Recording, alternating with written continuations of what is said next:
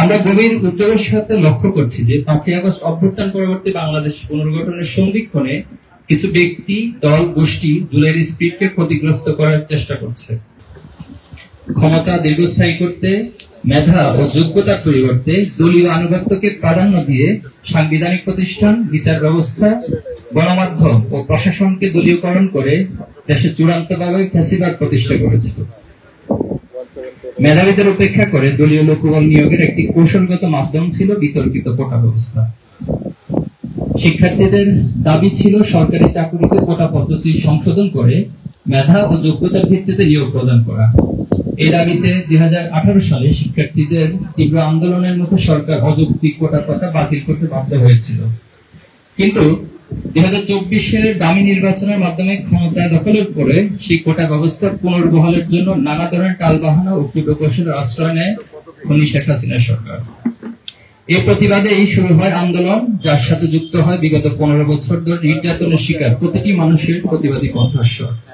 ফলশ্রুতিতে কোটা সংস্কার আন্দোলন গণ অভ্যুত্থানের রূপ নেয়, যা ছিল সময়ের অনিবার্য দাবি এবং বাস্তবতা। আপনারা অবগত আছেন, আন্দোলন প্রশমিত করতে তৎকালীন হাসিনা সরকার বেছে নিয়েছিল পেশি শক্তির মাধ্যমে দমন পীড়নের পথ। দলীয় ক্যাডার ও রাষ্ট্রের সকল বাহিনীকে লেলিয়ে দিয়ে হাজার হাজার তরুণ, যুবক, বৃদ্ধ নারী ও শিশুকে নির্বিচারে হত্যা করেছিল। বাসার ছাদে খেলায় মগ্ন শিশুদেরকে হেলিকপ্টার থেকে গুলি করে হত্যা করা হয়। দেশের রাজপথ, জনপথ ও ক্যাম্পাস রঞ্জিত হয় ছাত্র জনতার রক্তে। জাতিসংঘের মানবাধিকার কমিশন রিপোর্ট অনুযায়ী 2024 সালের 1 জুলাই থেকে 15 আগস্ট পর্যন্ত 1400 জনেরও বেশি মানুষকে হত্যা করা হয়েছে, যার মধ্যে 12 থেকে 13% ছিল শিশু। শুধু মানুষ হত্যা করে ক্ষান্ত হয়নি, মৃতদেহের সঙ্গে করা হচ্ছে নিষ্ঠুরতম অমানবিক আচরণ। হত্যা করার মৃতদেহ পুড়িয়ে ফেলা, লাশ ছুড়ে ফেলে দেওয়া, লাশের উপর দিয়ে রায়ট ও গাড়ি চালিয়ে দেওয়ার মতো বর্বরোচিত আচরণ বিশ্ববাসীকে স্তম্ভিত করেছিল। আহত ব্যক্তিদেরকে হাসপাতাল নিতে বাধা প্রদানের পাশাপাশি দলীয় ক্যাডারদের মাধ্যমে হাসপাতালগুলোকেও হামলার লক্ষ্যবস্তুতে পরিণত করেছিল। সারা দেশে 200 অষ্টাধিক লাশ ও হাজারো মানুষের রক্তের পরও ফ্যাসিস্ট সরকার ভেবেছিল আন্দোলন প্রত্যাহার করে স্বৈরাচারের বশ্যতা মেনে নিয়ে সবাই ঘরে ফিরে যাবে। কিন্তু বাংলাদেশে ছাত্র জনতা প্রমাণ করেছিল গুলি করে, হত্যা করে বিপ্লবীদের দমন করা যায় না। জুলাই আন্দোলন কোন একক দলের বা গোষ্ঠীর ছিল না, এটি ছিল ঐক্যবদ্ধ বাংলাদেশের প্রতিচ্ছবি। ধর্ম, বর্ণ, পেশা নির্বিশেষে প্রতিটি মানুষের এক কণ্ঠে আওয়াজ উঠেছিল দফা এক, দাবি এক, খুনি হাসিনার পদত্যাগ। সম্মানিত সাংবাদিক বৃন্দ, জুলাই অভ্যুত্থান আন্দোলনের স্পিরিট ছিল জালেমের বিরুদ্ধে মজলুমের ঐক্যবদ্ধ প্রতিরোধ।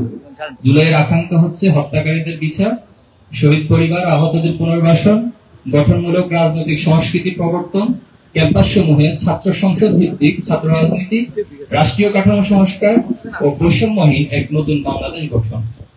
এখানে নিশ্চিত হবে নাগরিকদের ন্যায্য অধিকার, নির্মূল হবে জুলুমতন্ত্র আর প্রতিষ্ঠিত হবে ন্যায় ও ইনসাফের বাংলাদেশ। আমরা গভীর উদ্বেগের সাথে লক্ষ্য করছি যে 5ই আগস্ট অভ্যুত্থান পরবর্তী বাংলাদেশ পুনর্গঠনের সন্ধিক্ষণে কিছু ব্যক্তি, দল, গোষ্ঠী জুলাইয়ের স্পিরিটকে ক্ষতিগ্রস্ত করার চেষ্টা করছে। যেখানে ছোটখাটো বিভেদকে পাশ কাটিয়ে জাতীয় ঐক্য অটুট রাখাই হচ্ছে প্রধান দায়িত্ব, সেখানে বিতর্কিত কর্মকাণ্ড, অপপ্রচার, দায় চাপানো, অহেতুক ও এখতিয়ার বহির্ভূত বক্তব্যের মাধ্যমে বিভাজন তৈরি করছে। সম্মানিত উপস্থিতি, জুলাই অভ্যুত্থানের আকাঙ্ক্ষা ছিল বিদ্যমান রাজনৈতিক সংস্কৃতি পরিবর্তনের পাশাপাশি সরকারের বিভিন্ন গুরুত্বপূর্ণ প্রতিষ্ঠানের সংস্কার। কিন্তু দেশের গুরুত্বপূর্ণ সেক্টরগুলোতে এখনো গণহত্যার সহযোগীরা স্বপদে বহাল রয়েছে। সচিবালয় সহ রাষ্ট্রের গুরুত্বপূর্ণ দপ্তরগুলোতেও গণহত্যাকারী খুনি হাসিনার দোসরদের উস্কানিতে অনাকাঙ্ক্ষিত বিভিন্ন আন্দোলন তৈরি করা হচ্ছে। বিচার কাজে দীর্ঘসূত্রিতা, মামলা বাণিজ্যের মাধ্যমে আসামিদের জামিনে মুক্তি দেওয়া এবং কোন কোন ক্ষেত্রে আওয়ামী খুনিদের পুনর্বাসনের প্রক্রিয়াও চলছে। শুধু তাই নয়, আপাত দৃষ্টিতে অনেকের মনে এই প্রশ্ন জাগছে, বাংলাদেশ কি আবার উদ্দেশ্যহীন কোন গন্তব্যের দিকে ধাবিত হচ্ছে? চাঁদাবাজি, দখলদারি, ছিনতাই, ধর্ষণ, অন্তঃকন্দল, হত্যা, শিক্ষার্থী নির্যাতন, শিক্ষা প্রতিষ্ঠানে অস্থিতিশীল পরিবেশ